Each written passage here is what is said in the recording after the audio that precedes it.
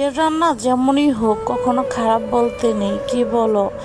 এই দেখো আজকের রান্নাটা হয়েছে স্পেশাল। সেটা হলো পেঁয়াজ। আমি খাবো না, পেঁয়াজ আমাকে খেয়ে ফেলবে। তা যাই হোক বন্ধুরা, আসসালামু আলাইকুম।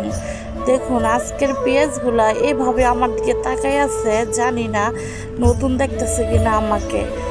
আজকের পেঁয়াজ দেখতে দেখা যাইতেছে আমার এই গিল্লা খাইয়া ফেলবো, কিন্তু টিপ দিলে অনেক মোমের মতো সিদ্ধ হয়ে যায়। তো বন্ধুরা, আজকে আমি বোম্বাই মরিচ দিয়ে ভাত খাবো। অনেক দিন পর বোম্বাই মরিচ দিয়ে ভাত খাবো, সেটা আবার ভিডিওতে আমি দেখিয়ে দেখিয়ে খাবো। কেউ কিছু মনে করবেন না, এটা শেয়ারিতে খাওয়া হচ্ছে।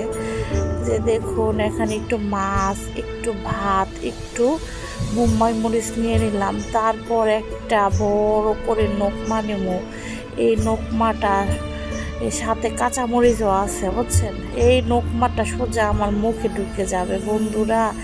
এত টেস্টি রে, তোমরা না খেলে বুঝতে পারবা না, এত মজা হয়েছে। তো একটা জিনিস ভাবলাম, যেটা পেঁয়াজ আমাকে এইভাবে তাকিয়ে দেখতেছিল, কিন্তু তরকারিটা এত মজা হইল কিভাবে।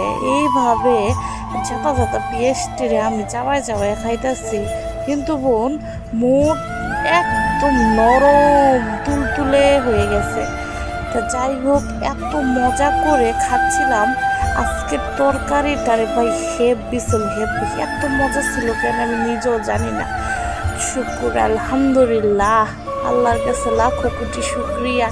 আল্লাহ আমাকে যা দিয়ে খাওয়াইতেছে আলহামদুলিল্লাহ। এমন একটা বোম্বাই মরিচ হলে তার কোনো কথা নেই। কি বলো বন্ধুরা, তোমরা কি বোম্বাই মরিচের লাভার আছো কেউ? আমি বোম্বাই মরিচ খুবই পছন্দ করি, বুঝছো?